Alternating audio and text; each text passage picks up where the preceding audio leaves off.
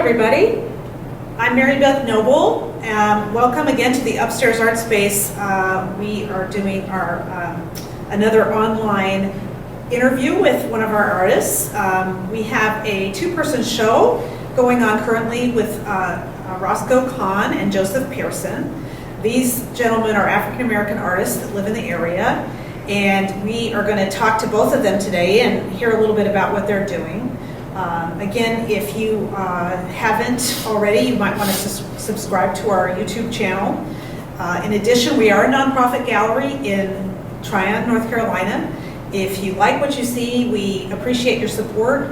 There's many ways to donate on our website, upstairsartspace.org.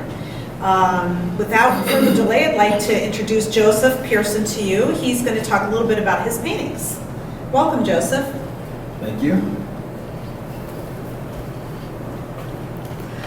Jospeh, we are so happy to have your work here at the gallery. We know that you've done a lot of things in Asheville, and I wanted you to talk a little bit about your history as an artist and how you became an active painter.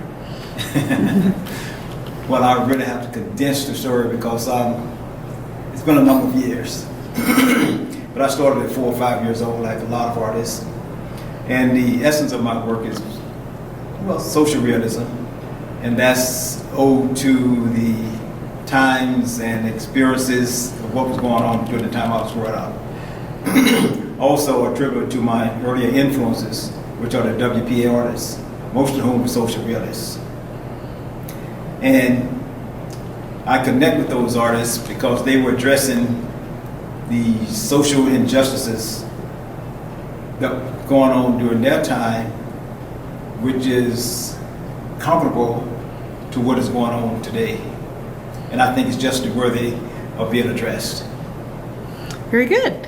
Well, speaking of those topics, I see right next to you is a piece that we can't not talk about because it's the famous George Floyd image. And besides him, you have a lot of other portraits and vignettes of people in your paintings. But can you talk a little bit about this piece that you did on George Floyd? I read a quote, and I'm thinking I got it right because there were different versions of it, of his daughter having said, "My daddy changed the world."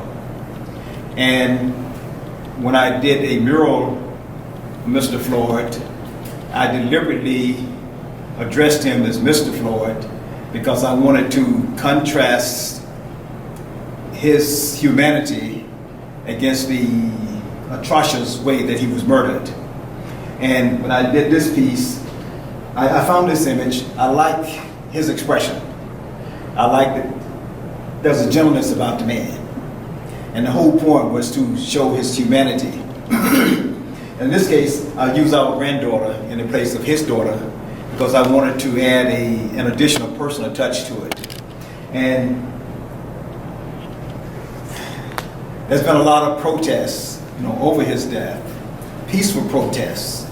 And even though it hadn't happened yet, January 6th, this is also a contrast between peaceful demonstration and what happened January 6th. Here it is, this young man offering, an olive branch to the policeman. So this is all about an expression of dignity of a man who was brutally murdered. Very good, thank you.